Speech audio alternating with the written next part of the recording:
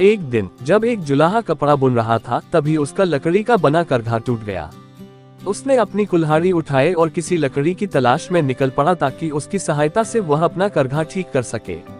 उसे एक बड़ा पेड़ दिखा तो वह सोचने लगा, अगर मैं इस पेड़ को काट लूं तो मुझे बहुत सारी लकड़ी मिल जाएगी और उससे मैं बुनाई के सारे औजार बना लूंगा। उसने कुल्हाड़ी उठाए और पेड़ को काटना शुरू किया।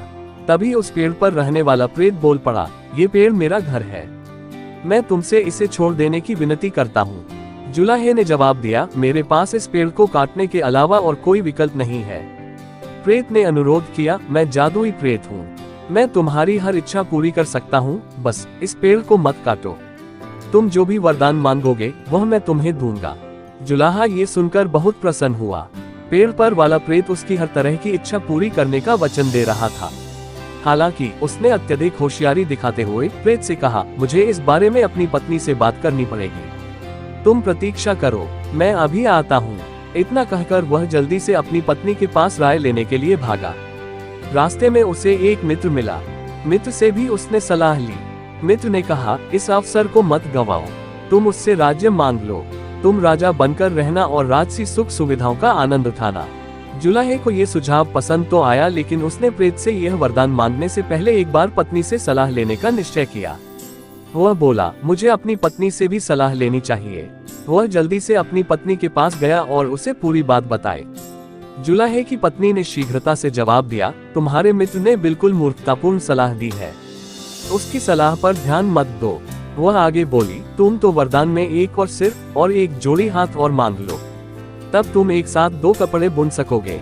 अपने हाथों के कौशल की बदौलत जल्द ही तुम्हारा बहुत नाम हो जाएगा और तुम धनी हो जाओगे।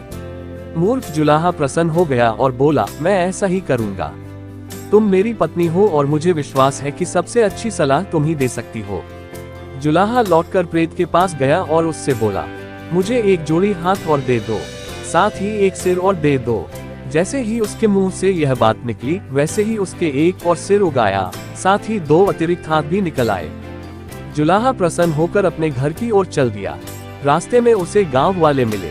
गांव वालों ने 2 सिर और 4 हाथ वाला मनुष्य देखा तो वे डर गए। वे समझे कि यह कोई राक्षस आ गया है।